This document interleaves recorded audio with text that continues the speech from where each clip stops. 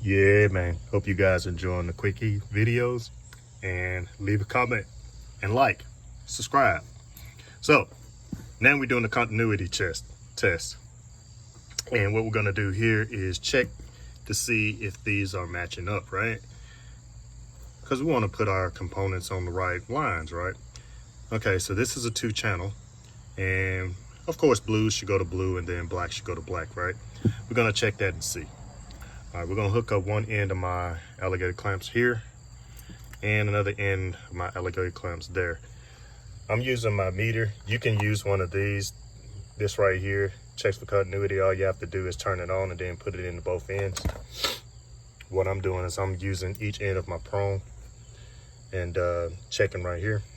So all you do is switch your meter on, and then you have your bell right here. Then all you got to do is check for continuity between the wires. So we're gonna do that. Blue is on blue, right? So it's not working. What if I put it on the black? So we got continuity. So the black goes to the blue actually. So these two are a pair. All right. Don't forget to comment, like, subscribe, and shoot, bye. That's it. Peace out.